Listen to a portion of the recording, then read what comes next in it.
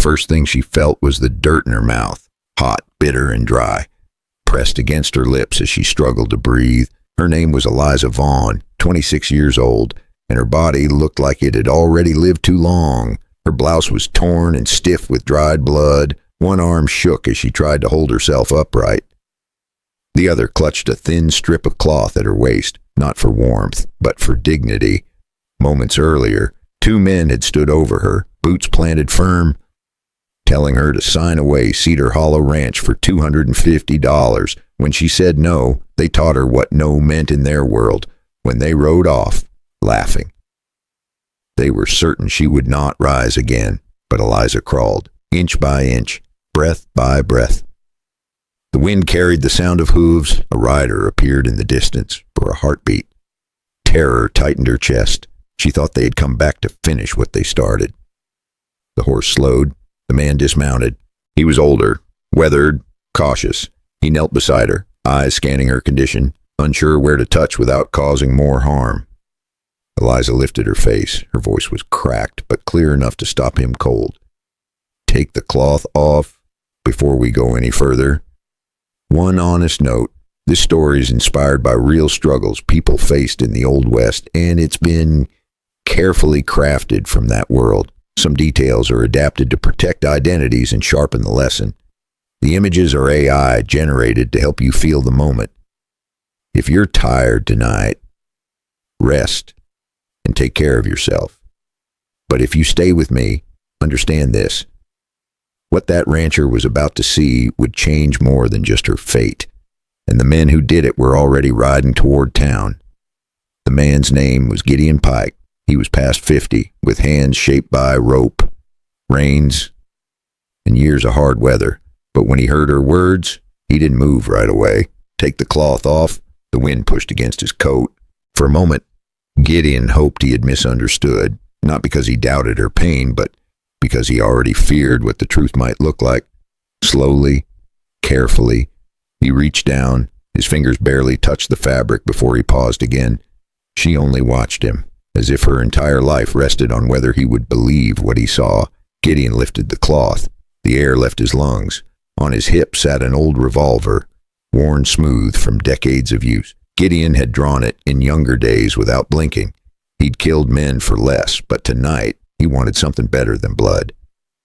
If he fired first, the truth would die soon. What lay beneath wasn't a single wound or a careless blow. It was a map of cruelty. Bruises layered over older bruises, cuts where metal had pressed too hard, raw marks left by something meant to scare, not kill. Every mark told the same story, and none of them could be explained away. Gideon turned his head slightly, jaw clenched, eyes fixed on the horizon, not out of shame, but to keep control of himself. Eliza spoke again, her voice barely above a whisper, the kind that makes a man lean in to hear. Her breath hitched, and she had to swallow before the words came. They wanted me to sign Cedar Hollow.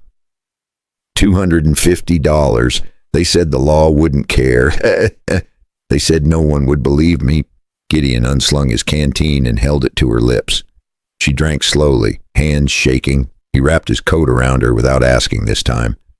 He had spent years believing the West didn't owe anyone fairness. He'd kept quiet through uglier things than he wanted to admit. But kneeling there, he felt that old silence turn into shame. You're not staying here, he said quietly. I'm taking you into town.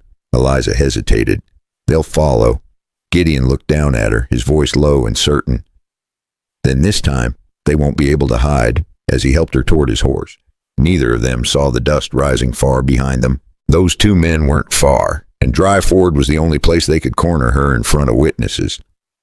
But someone else already knew they were leaving for town. They reached Dry Ford as the sun sank low, throwing long shadows across the dirt street. Lanterns flickered on, one by one. Laughter drifted from the saloon, careless and loud. The sound of people who believed trouble belonged to someone else. He could feel Eliza tense behind him. Towns like this had a habit of turning their backs when things got ugly. Before they reached the sheriff's office, two figures stepped out from the side of the saloon, Harlan Crow and Silas Boone.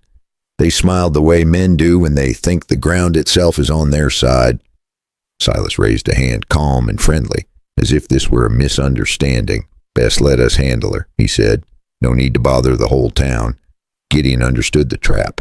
Out here, in the open street, they could twist the story any way they wanted. So he did the one thing they didn't expect. He guided the horse straight to the saloon doors and pushed inside. The room fell quiet. Eliza slid down carefully, her legs unsteady. She had to lean into Gideon's arm to keep from collapsing. Gideon stood close, ready to catch her. Harlan and Silas followed, confident, certain the crowd would stay silent like always. But Eliza didn't hide. She took a breath and loosened Gideon's coat just enough for the marks to be seen. Not everything. Just enough truth to make denial impossible. They wanted my land, she said, her voice shaking but clear. Cedar Hollow. $250. This is what no looks like to them. No one laughed, but not everyone felt brave, neither. A man near the cards muttered, "Land's worth fighting for." Another voice, low and mean, said, "She's making trouble." A few folks looked away like they hadn't heard a thing. Then a chair scraped back hard, and an older cowboy stood up. Gray mustache, eyes tired. "I heard Crow and Boone bragging," he said. Said they'd get Cedar Hollow cheap, one way or another. I didn't like the sound of it then. I like it even less now. Because as the saloon doors creaked again and Sheriff Tom Kincaid stepped inside, he didn't reach for iron right away. He asked one question that made the room hold its breath.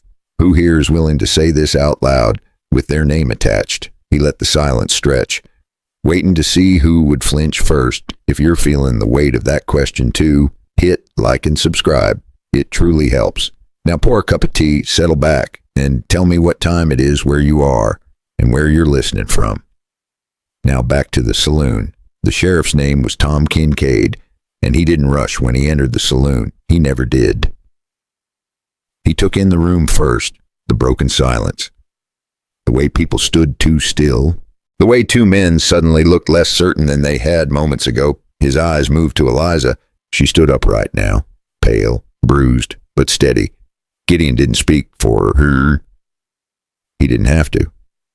Harlan broke first. He laughed, short and sharp. She fell. Got herself hurt. This old rancher's spinning stories. For a beat, the room went heavy.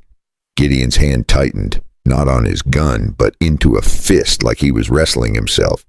Silas nodded, calm as ever. No law against asking for a deal. Eliza swallowed once, then spoke. They offered $250. They told me to sign away Cedar Hollow. When I said no, they said no one would believe me. That number hung in the air. Someone near the bar shifted. Another man spoke up quietly. I heard them bragging about that land last week. A woman added, I saw them riding hard toward it yesterday morning. The sheriff raised a hand. Silence returned. He looked at Harlan and Silas again. Slower this time. You boys want to keep talking. They didn't. The sheriff didn't move until three more voices spoke. One man said he'd seen them riding hard toward Cedar Hollow that morning. A woman said she'd heard them whispering about papers and signatures. Then Gideon lifted his eyes and said, I found her out on the plain. That didn't happen by accident. Only then did Tom Kincaid nod once. Iron snapped shut around their wrists.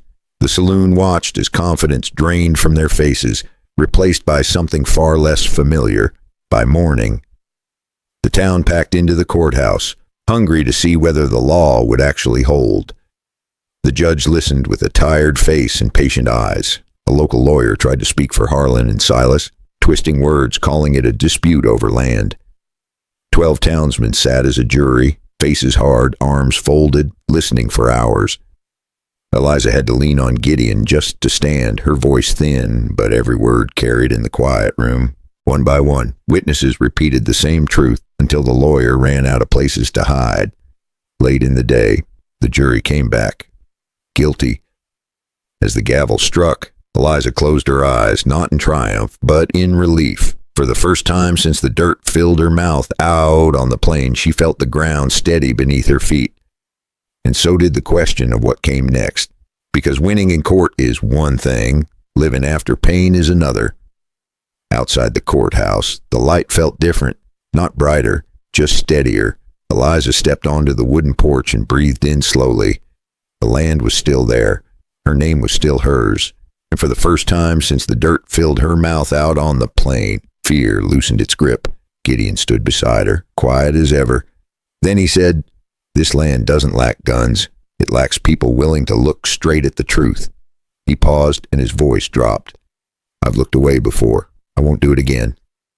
Eliza nodded. She did not thank him for saving her. She thanked him for believing her. They walked away from the courthouse without promises, without grand plans, just two people who'd chosen to stand when it mattered.